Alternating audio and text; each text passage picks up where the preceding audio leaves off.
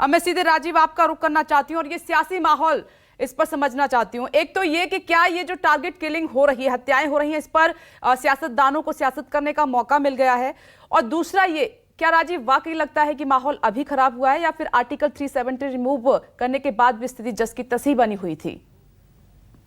देखिए, मैं दोनों वक्त विपनेश गया था, बहुत थोड़ा वक्त लूंगा। मैं आर्टिकल 370 जब खत्म हुआ था उसके तुरंत बाद कश्मीर गया था, 1 हफ्ते 10 दिन के लिए था, और अभी 1 महीने पहले मैं 15-16 दिन कश्मीर घाटी में रह करके आया हूं, 1.5 महीने पहले। मैं आपको ये बताऊं, पीएम पैकेज के तहत 2008-9 में ये डिसीजन लिया गया, 10 से वहां नौकरियां देनी शुरू की गई। 6000 के करीब कश्मीरी पंडितों के युवकों को नौकरियां क्लास 3 की, टाइप 3 की दी गई कश्मीर घाटी में। पिछले 8, 10, 12 वर्षों से वो सारे बच्चे वहां नौकरी कर रहे थे, तहसील लेवल पर, गांव लेवल पर और शहर के लेवल पर, कस्बे के लेवल पर।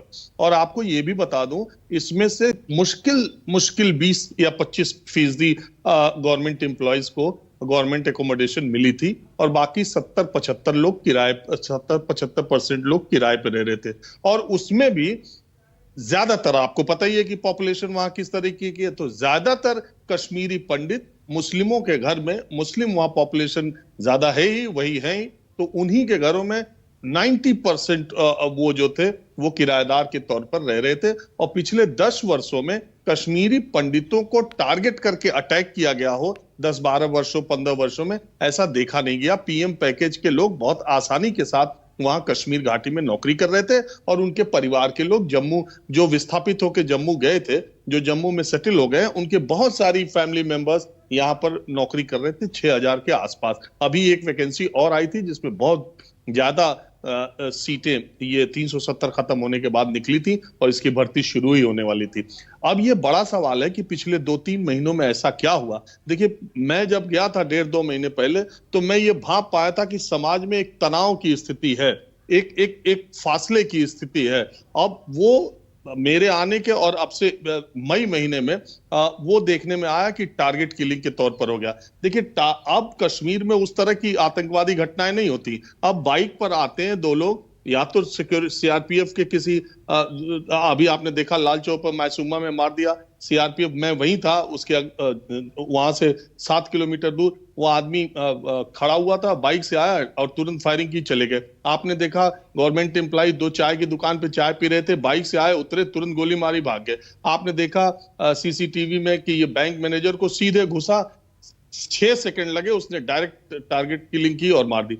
अब क्या है, जो कश्मीरी पंडित नौकरी कर रहे थे वो ग्राम सभाओं स्तर पर भी थे, प्राइमरी टीचर्स भी थे, और ब्लॉक लेवल पर भी थे।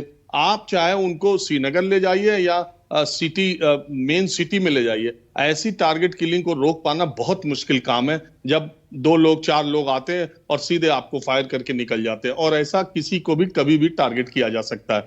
मुश्किल बात यह है कि पिछले 2-3 महीनों में ऐसा क्या हुआ, यह सोचने वाली बात है, क्योंकि मैं कह सकता हूं कि 370 हटाए जाने के बाद कश्मीर की स्थिति काफी कुछ कंट्रोल्ड दिखती थी, या पहले जैसे नहीं थी। दूसरी बात यह है विपनेश, कि ये जो सियासी दल, चाहे आम आदमी पार्टी हो, चाहे बीजेपी हो, चाहे कांग्रेस हो, चाहे फारूक अब्दुल्ला हो, चाहे महबूबा मुफ्ती हो, कश्मीर के आम आदमी को 370 के नाम पर 70 सालों तक कांग्रेस पार्टी, महबूबा मुफ्ती और फारूक अब्दुल्ला ने ये भरमाए रखा कि 370 है तो आप हैं।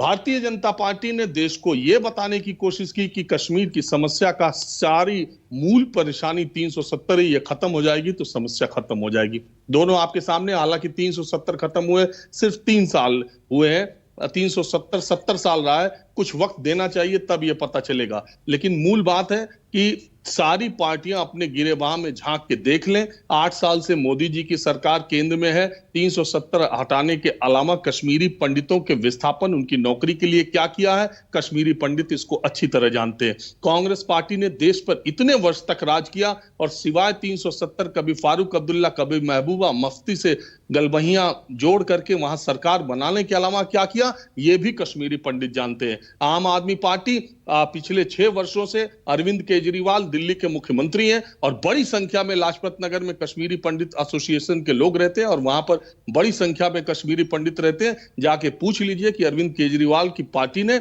उनके लिए क्या किया। कश्मीरी पंडित ये भी अच्छी तरह जानते हैं। कश्मीरी पंडित ये भी अच्छी तरह जानते हैं कि 1986 और 87 के दौरान फारूक अब्दुल्ला ने वहां कश्मीर घाटी में क्या करवाया था अपने पार्टी के लोगों से। और कश्मीर के लोग ये भी जानते हैं कि महबूबा मुफ्ती ने, कश्मीरी पंडित महबूबा मुफ्ती ने अपने मुख्यमंत्री रहने के दौरान और जब आतंकी मारे गए और उसके बाद महबूबा मुफ्ती ने वहां किस तरह का काम किया, कश्मीर के लोग ये भी जानते हैं। तो सारी पार्टी के लोगों को अपने गिरेबान में झांक के देखना चाहिए। कश्मीरी विस्थापितों का दर्द 1989 के बाद इस वक्त सबसे ज्यादा है। उनके जख्मों को, उनके दर्द को सहलाने के बजाय और उकरने की कोशिश नहीं करनी चाहिए। और सरकार और विपक्ष सहित देश के सारे लोगों को कश्मीरी पंडितों के दर्द को सही मायने में समझकर उसके इलाज के लिए, उनकी परेशानियों के निदान के लिए कोशिश करनी चाहिए।